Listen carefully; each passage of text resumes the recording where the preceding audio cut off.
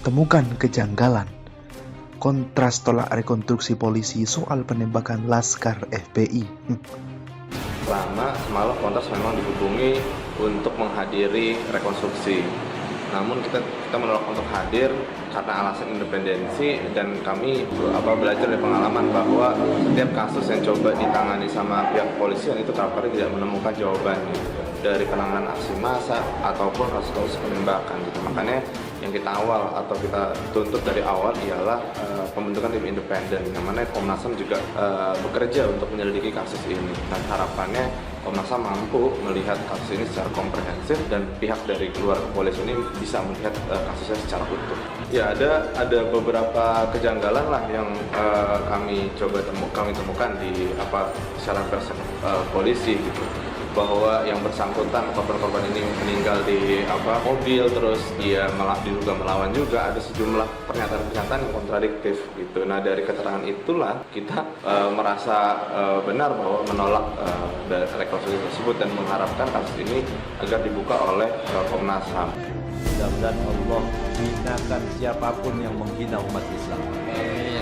Terlalu sakit hati ini ya Allah, terlalu pedih hati ini ya Allah, melihat para ulama diperlakukan seperti ini. Tapi kita la haula wala quwata illa billah. Kami yakin, kami percaya adabmu akan datang kepada siapapun yang meremehkan umat Islam, siapapun yang menghinakan dzurriyyah Nabi Muhammad SAW. Baik sekarang ataupun nanti, cepat ataupun lambat, pasti adab Allah akan datang kepada mereka. Tapi kita hanya mengambil bagian supaya tahu di mana kedudukan kita. Ya, kita hanya satu, ya Allah saksikan bahwa kami tidak pernah mendukung kepada kezaliman. Kami tidak akan ridho kepada kezaliman. Maka kita bersama-sama kita baca ya mudin dengan niat mudah-mudahan Allah hinakan siapapun yang menghina umat Islam, siapapun yang menghina ulama, siapapun yang menghina habaib. Ya Allah, hinakan mereka, hancurkan mereka, beri penyakit mereka yang tidak tersembuhkan lagi ya Allah. Ya, adab mereka dengan adab yang sangat pedih. Ya Allah, ya Arhamar Rahimin. Kita baca ya mudillu, ya mudillu. Memang ini yang harus kita garis bawahi, underline. Jadi mereka yang sudah hilang nyawanya menjadi korban, berapa kali luka tembakan, ada 4 lubang ya, lalu juga ada bekas penganiayaan, tiba-tiba dalam wacana yang berkembang justru dianggap sebagai pelaku penyerangan dan mereka tewas karena tindakan bela diri dari aparat. Ini yang sampai sekarang rasanya sulit kita mencernanya, melihat proses meninggalnya, tewasnya ke-6 orang tersebut, bahwa korban-korban itu dibawa ke sebuah tempat dan di tempat itulah kemudian terjadi eksekusi. Kita mengatakan eksekusi saja. Tapi itu kan versi yang barangkali bisa diungkap oleh Komnas HAM. Kalau versi Polri, mereka dibawa ke Polda Metro Jaya lalu melawan dan akhirnya tewas ditembak. Jadi saudara sekalian, kalau sebenarnya keterangan-keterangan itu direkayasa, wah berbahaya sekali ya, berbahaya. Karena akhirnya nanti akan melibatkan semakin banyak orang. Mudah-mudahan Presiden Jokowi menyadari bahwa ini masalah gawat yang kalau dibiarkan bisa merusak tatanan, bisa merusak institusi, bisa terjadi pembelahan masyarakat yang lebih permanen. Selain itu pula, secara lebih luas lagi, polisi harus bisa mempertanggungjawabkan penggunaan senjata itu. Ini akan membuka kasus-kasus penembakan lainnya. Ya, ada kejanggalan. Apakah saat rekonstruksi teman-teman FPI diundang sebagai pihak korban, atau coba membuka dan memberikan jaminan terhadap mereka tentang informasi tentang semuanya dengan terbuka, apakah iya atau tidak gitu. Nah, itu kejanggalan dalam bentuk proses pengundangan gitu. Apalagi Kontras sebagai lembaga juga diundang, namun terkesan terburu-buru gitu loh. Nah, kami khawatir kalau proses rekonstruksinya juga mengalami banyak kejanggalan lain.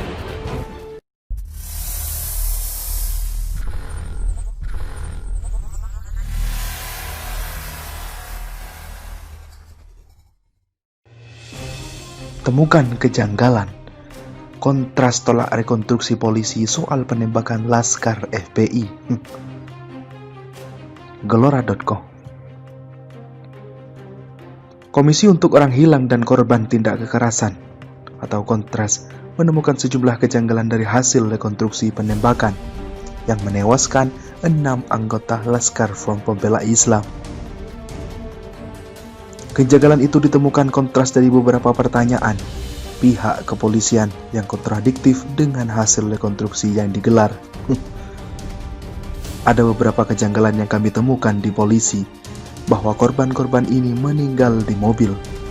Terus dia diduga melawan, juga ada sejumlah pertanyaan-pertanyaan kontradiktif. Kata Wakil Koordinator Kontras Ivan Vley Anandar. Kejanggalan lainnya, polisi tidak mengundang pihak korban, dalam hal ini FPI, untuk mengawal kasus tersebut.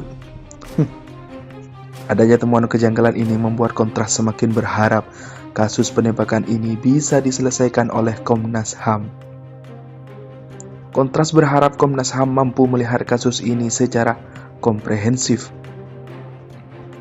Dari keterangan itulah, kita merasa benar menolak konstruksi tersebut dalam mengharapkan kasus ini dibuka oleh Komnas HAM, kata Rinvale. Kontras sendiri mengakui mendapatkan undangan dari pihak kepolisian untuk menyaksikan rekonstruksi penembakan Laskar FPI di kilometer 50 Tol Cikampek. Namun Kontras menolak undang tersebut dengan alasan independensi. Kontras sebagai lembaga juga diundang namun terkesan terburu-buru. Kami khawatir proses rekonstruksi mengalami banyak kejanggalan-kejanggalan lain. Rekonstruksi penembakan Laskar FPI dilakukan oleh pihak kepolisian pada dini hari tadi. Kepala Divisi Humas Polri Irjen Argo Yuwono mengatakan, rekonstruksi kasus penembakan 6 anggota Front Pembela Islam dilakukan pada waktu yang sama dengan kejadian asli. Hanya saja, pada 7 Desember 2020 cuaca hujan dan sepi. Selain itu, jalanan di sekitar tempat kejadian perkara tidak ada penerangan. Reka ulang yang berlangsung Senin dini hari 14 Desember 2020 pukul 00.35 waktu Indonesia Barat ini dilakukan di 4 titik. Sebanyak 2 titik di Jalan Interchange Karawang Barat dan 2 lainnya di ruas tol Jakarta Cikampek. TKP pertama ada 9 adegan, TKP kedua sekitar 600 meter setelahnya 4 adegan. Begitulah kata Argo. Mudah-mudahan Allah hinakan siapapun yang menghina umat Islam. Amin. Terlalu sakit hati ini ya Allah. Terlalu pedih hati ini ya Allah, melihat para ulama diperlakukan seperti ini. Tapi kita la haula wala quwata illa billah. Kami yakin, kami percaya adabmu akan datang kepada siapapun yang meremehkan umat Islam, siapapun yang menghinakan dzurriyyah Nabi Muhammad SAW. Baik sekarang ataupun nanti, cepat ataupun lambat, pasti adab Allah akan datang kepada mereka. Tapi kita hanya mengambil bagian supaya tahu di mana kedudukan kita. Ya, kita hanya satu, ya Allah saksikan bahwa kami tidak pernah mendukung kepada kezaliman. Kami tidak akan ridho kepada kezaliman. Maka kita bersama-sama kita baca ya mudin dengan niat mudah-mudahan Allah hinakan siapapun yang menghina umat Islam, siapapun yang menghina ulama, siapapun yang menghina habaib. Ya Allah hinakan mereka, hancurkan mereka, beri penyakit mereka yang tidak tersembuhkan lagi ya Allah. Ya, adab mereka dengan adab yang sangat pedih. Ya Allah, ya Arhamar Rahimin. Kita baca. Ya mudillu, ya mudillu. Memang ini yang harus kita garis bawahi, underline. Jadi mereka yang sudah hilang nyawanya menjadi korban, berapa kali luka tembakan, ada 4 lubang ya. Lalu juga ada bekas penganiayaan.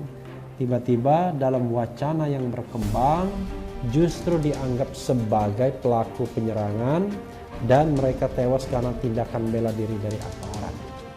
Ini yang sampai sekarang rasanya sulit kita mencernanya, melihat proses meninggalnya, tewasnya ke-6 orang tersebut, bahwa korban-korban itu dibawa ke sebuah tempat dan di tempat itulah kemudian terjadi eksekusi. Kita mengatakan eksekusi saja. Tapi itu kan versi yang barangkali bisa diungkap oleh Komnas HAM. Kalau versi Polri, mereka dibawa ke Polda Metro Jaya lalu melawan dan akhirnya tewas ditembak. Jadi saudara sekalian, kalau sebenarnya keterangan-keterangan itu direkayasa, wah berbahaya sekali ya, berbahaya. Karena akhirnya nanti akan melibatkan semakin banyak orang. Mudah-mudahan Presiden Jokowi menyadari bahwa ini masalah gawat yang kalau dibiarkan bisa merusak tatanan, bisa merusak institusi, bisa terjadi pembelahan masyarakat yang lebih permanen. Selain itu pula, secara lebih luas lagi, polisi harus bisa mempertanggungjawabkan penggunaan senjata itu. Ini akan membuka kasus-kasus penembakan lainnya. Ya, ada kejanggalan. Apakah saat rekonstruksi teman-teman FPI diundang sebagai pihak korban atau coba membuka dan memberikan jaminan terhadap mereka tentang informasi tentang semuanya dengan terbuka, apakah iya atau tidak gitu. Nah, itu kejanggalan dalam bentuk proses pengundangan gitu. Apalagi Kontras sebagai lembaga juga diundang namun terkesan terburu-buru gitu loh. Nah, kami khawatir kalau proses rekonstruksinya juga mengalami banyak kejanggalan lain.